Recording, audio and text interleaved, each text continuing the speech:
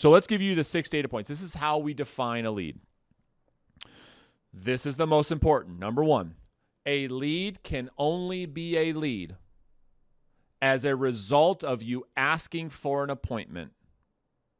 A lead can only be a lead as a result of you asking them to meet with you. That's the only way they can become a quality lead, is because we had a conversation and we asked them to get together. That was our intention. Our intention was to make a phone call to set the appointment. Isn't that why we make phone calls? And because they did not give us the appointment for whatever reason, then and only then do we talk about having future conversations with the prospect, which, oh, by the way, we're going to talk about what that conversation sounds like here in just a second. But you cannot have a lead that goes into a database, that goes into a follow-up system, that goes into your CRM without first having a conversation with that prospect about a meeting. Because it's too risky if you don't, that you put non-qualified leads into the database. It's too risky with you having to beat around the bush, not talking about your true intention of meeting with that prospect and earning their business, that they find their way in the database when they should have never been in there in the first place. So the first rule, a lead can only be a lead because you asked for an appointment, you did not get the appointment, and as a result, you and the prospect agreed to next steps. Number 2, a lead can only be a lead because the prospect has true motivation to sell the house. Too many times, even here on the YouTube channel, I get questions all the time. Brandon, what do you say if the prospect says, I don't want to sell my house, or I'm not looking to sell my house? You go to the next lead. You go to the next phone call. Listen, our job is not to convince people to sell their home. It is impossible because people move based on major life events. If you think you can come up with an objection handler to take a random homeowner who has no motivation to sell, and you give some fancy sales objection response, and now all of a sudden they are going to pick their family up and move, you are wrong. Our job is to not convince people to sell. Our job is to find people, prospect enough that you talk to people that already want to sell, that you set the appointment with. So we don't spend time, energy, and effort communicating with people that are not motivated to do the thing that our service does, which is to help people buy and sell real estate. So that's number 2. Number 1, a lead can only be a lead because you've asked for an appointment that you didn't get. Number 2 is they have clear motivation. Number 3, they have clear timelines. So you and the prospect have a conversation. Mr. or Mrs. Prospect, ideally, when do you see yourself getting the house on the market and getting it sold? Well, we're in no big rush, okay? Red flag, red flag. You probably have a prospect. You don't have a lead yet. What we're looking for are the people that say, well, we don't know, but ideally, we need to get out of the house probably by the end of the year because the new job starts January 14th. Ding, ding, ding, ding, ding. Now we have more evidence that we might have a real opportunity here. We might have a real seller. We have no interest in dealing with the want-to-be sellers. Everybody would sell their house if they got some ridiculous price. Wouldn't you? That is not what we're looking to do here. So number 1, a lead can only be a lead because you asked for an appointment. Number 2, they have clear motivation. And number 3, they have clear timelines. Number 4, they do not have an agent that they are obligated to do business with. Well, Brandon, how do we know that? You ask. This is one of those qualifying questions that only a strong, confident real estate agent will ask because they're not scared of the answer. So only the agent with a scarcity mindset doesn't even ask the question, Mr. and Mrs. Prospect, when the day comes for you to hire a real estate agent, do you have an agent that you're obligated to do business with, or would you find value in potentially meeting with someone like me to interview an agent to see what it is that top agents are doing to list and sell homes? Well, You only ask that question if you're not afraid of the answer. And so we're looking for the answer to say, no, we would be open to meeting with you. We'd be open. We would like to interview you. We'd like to meet with you. Okay, great. More evidence that we have a real prospect, a real lead. But what if you found out, no, I mean, my brother is a real estate agent? Well, you could respond with one more question to say, listen, doesn't surprise me. I'm glad that you brought that up. It doesn't surprise me that you have somebody that you know who is a real estate agent. Most people do. And so let me ask you this. We give a third-party story.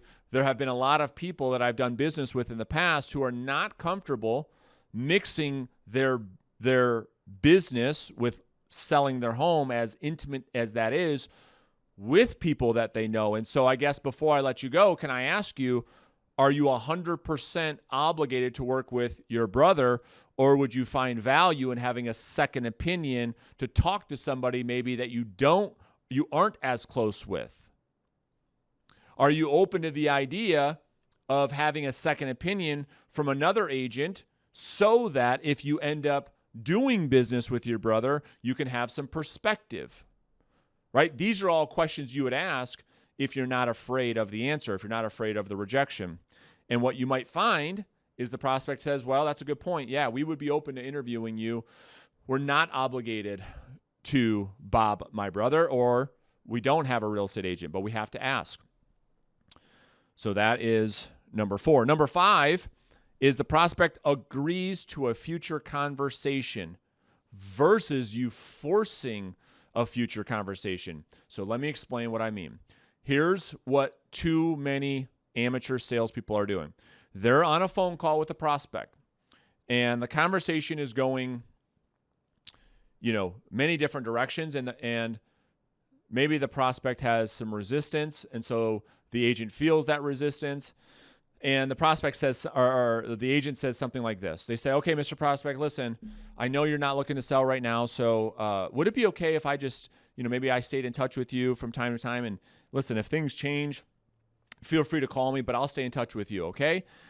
And the prospect says, okay, not okay from the place of agreement, but the place of I'm glad this conversation is over and I have no motivation to ever pick up the phone when that person calls me again. So much so that prospect goes into what we call voicemail jail, or better yet, the witness protection program, and you never hear from them again. And you say, Brandon, what did I do wrong? I'll tell you what you did wrong. You forced a future conversation versus inviting the prospect to have a future conversation where they drove the future conversation. So let me give an example, practically speaking. What I mean by that is this. Instead of ending a call the way that I just showed you, what you will want to do is something different that could sound like this. Mr. Prospect, I don't suppose it would even make sense for us to stay in communication in the future. I don't suppose it would make sense for maybe you and I to have another conversation in a few months from now, would it? You invite the prospect to say, yep, nope, not interested. Only the real lead, the real prospect says, no, yeah, that'd be fine. Why don't you follow up with me closer to the end of the year and then we could talk about getting together? Ding, ding, ding, ding. Isn't that what we're looking for? It's the prospect inviting you to stay in touch, not you forcing to stay in touch. Make sense? Cool. That's number 5. And then number 6, they give you a valid email address. So think about this. Only a real seller is going to give you a real email address, right? That's another red flag. If they don't give you an email address to stay in touch, where they won't let you send your pre-listing packet, they won't let you send your resume. No, I don't want to give you my email address.